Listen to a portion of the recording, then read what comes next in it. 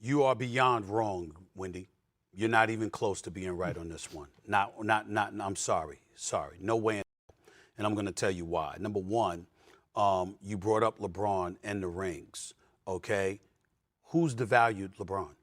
See, that's the BS that we have to stop letting him and his camp get away. Lots of people have. Once again, no, excuse me.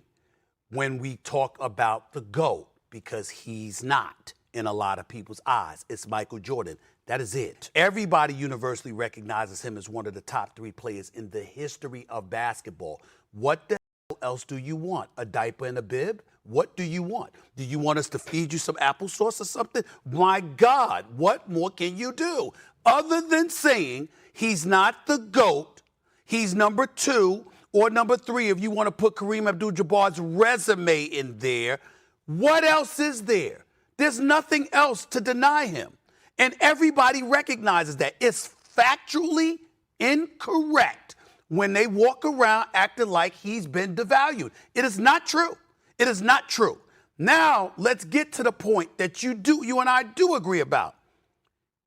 If it didn't mean much or should it mean much, well then, why were you so relieved to finally have one? Why did you depart Cleveland to go to Miami and join forces with Chris Bosh and Dwayne Wade to get one? Why did you depart from there to go back to Cleveland? Because LeBron only went back to Cleveland for one reason: to resurrect his reputation and his stature, because it wasn't that he departed from Cleveland, it's that he didn't deliver the chip when he departed. So he went back to erase a more than half-century curse on that area in professional sports because they hadn't captured what? A championship. So in other words, he understood it in departing for Cleveland to go to Miami. He understood it in departing from Miami to go back to Cleveland.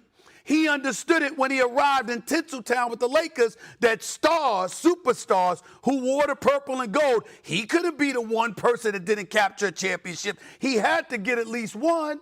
But now that you've got it, all of a sudden, you really don't understand why it's of so importance. It's nonsense. He understands why, but let me take it to a level he's not going to take it to, that most of us, Doggy, myself, and many, many others would. Once upon a time, Wendy, you know this, the endorsement dollars, the sizzle, the shine, and all the monetary compensation that came your way because of it was courtesy for championships. You weren't getting that kind of shine when you weren't winning.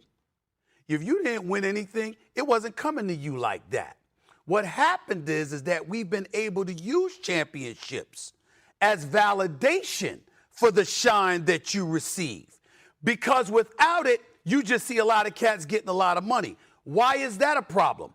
It's a problem because on too many occasions, I'm not talking about on the court, because I would never accuse a player of being lackadaisical on the court. They show up on the court and they give you effort. I'm talking about the commitment that LeBron gives, that he's revered for, along with many others, and what they bring to the table off the court, in the off season. Are you constantly working to improve your craft and to elevate your level of play? The audience needs to see that. And validation is an insatiable appetite for the chip.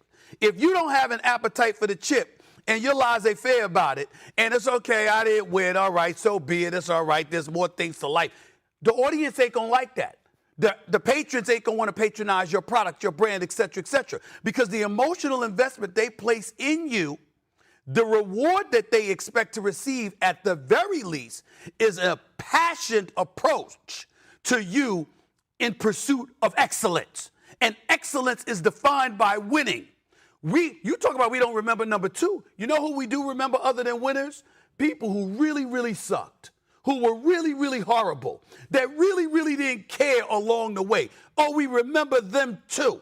And when you're trying to capture championships and you're in tireless pursuit of it, that's what the people want to see. What's up, y'all? Thank you for checking in with my channel. Why does everything come down to rings in the NBA? That's what LeBron James said, reflecting a thought many share but few express openly. On his Mind the Game podcast with NBA Hall of Famer Steve Nash, James examined the league's fixation on championship totals. With 4 NBA championships, 21 All-Star selections, and 4 MVP awards, LeBron contends that legacy should go beyond just rings, especially considering that legends like Nash, Allen Iverson, and Charles Barkley never won one.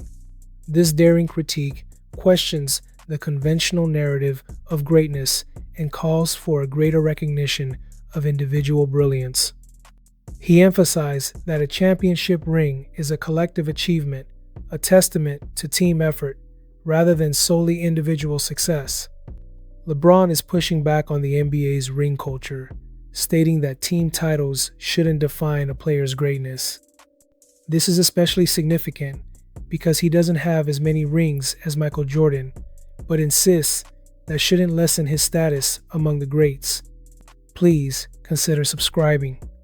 Let me know what y'all think about this. Leave a comment and also like this video. See y'all in the next video.